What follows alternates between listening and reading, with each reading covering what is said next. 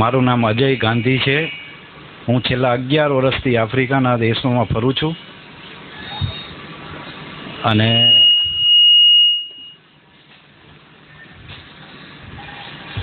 છેલ્લા 2 મહિનાથી મને ખૂબ જ તકલીફ થઈ ગઈ હતી. રાત્રે સૂઈ નહોતો શકતો.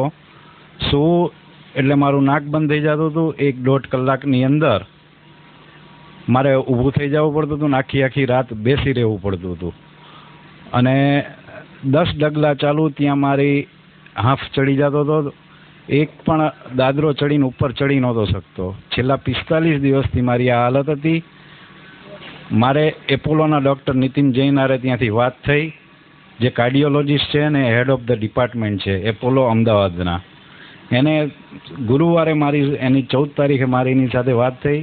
હું 16 તારીખે ત્યાંથી નીકળી ગયો. 17મીએ સવારે હું અમદાવાદના એરપોર્ટ ઉપર ઉતરો અને મારા ઘરે પહોંચ્યો. હું આરામ કરતો હતો. મારો એક ફ્રેન્ડ છે ધર્મેન્દ્ર સંઘવી, એના ખાસ મિત્ર છે મુકેશભાઈ ઠક્કર, જે ધરતીબેનના હસબન્ડ. એ બપોરે 3 વાગે મારા ઘરે આવ્યા. સોમવારે સવારમાં 18 તારીખે મારે એપોલો હોસ્પિટલની એપોઇન્ટમેન્ટ હતી. હા, 18 ફેબ્રુઆરી સોમવારે, કે જેને હજી 10 જ દિવસ થયા છે. એટલે એપોલોમાં તો હું જઈ આવ્યો. મુકેશભાઈએ કીધું તમે જઈ આવજો. મુકેશભાઈએ 1.5 કલાક મને આખી થિયરી સમજાવી, શું છે શું નહીં એ બધું 1.5 કલાક સમજાવ્યું, જે મારા માટે ભગવાન થઈને આવ્યા. અને એપોલોમાં જઈને મેં મારું આખું બોડી પ્રોફાઇલ કરાવ્યું. ત્યારે મારું સુગર 329 આવ્યું હતું અને બીપી મારું ઉપરનું 160 અને ડાયાસ્ટ્રોલિક 100 હતું. ત્યાર પછી મેં રવિવારે સાંજથી જ મેં ચા છોડી દીધી મુકેશભાઈના કહેવાથી, અને ત્યારથી જ ફળહાર ઉપર હું ઉતરી ગયો હતો, જ્યુસ ઉપર જ. અને એમને આગ્રહ કરીને મને આ શિબિરમાં મોકલો. મને કે તમે ગમે એમ કરીને જાઓ કોઈ પણ હિસાબે. મેં કીધું હું એકલો જઈ નહીં શકું, હું ચાલી નથી શકતો. મને કે તમે 8 દિવસમાં ફરક પડી જશે. ત્યાર પછી મેં સોમવારથી શનિવાર સુધી આ પ્રયોગ ચાલુ રાખ્યો. શનિવારે પાછા મેં રિપોર્ટ કરાવ્યા. મારું બીપી આવી ગયું 138 અને 86, અને ત્યાર પછી સુગર મારું જે હતું એ 196 થઈ ગયું અને નીચેનું 86 થઈ ગયું. અને જે હું ચાલી નહોતો શકતો એ હું બહાર રોડ ઉપર ઉતરીને મારી બેગ લઈને અહીં સુધી આવ્યો છું.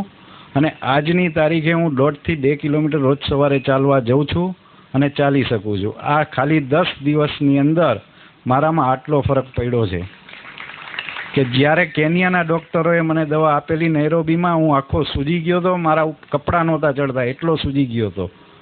પણ ત્યાર પછી અહીં આવ્યા પછી મારું જે દિવસે એપોલોની અંદર વજન કરવામાં આવ્યું હતું 68 હતું અને અહીં આવીને કર્યું. આજે મારું 62 થઈ ગયું છે.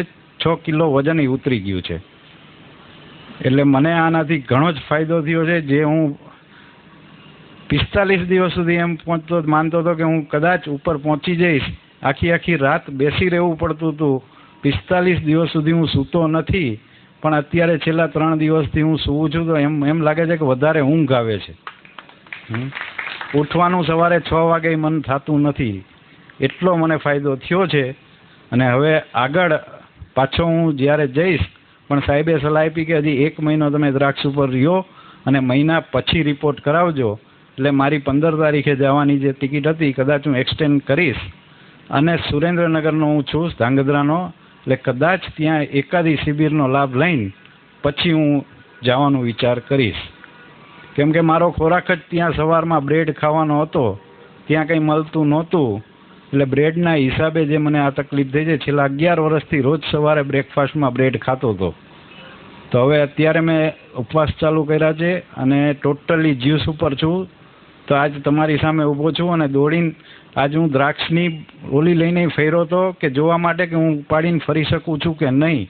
પણ આજ હું ફરી શક્યો અને એ જ બધો સાહેબનો ચમત્કાર છે ને આ પદ્ધતિનો ચમત્કાર છે. નમસ્તે, આભાર.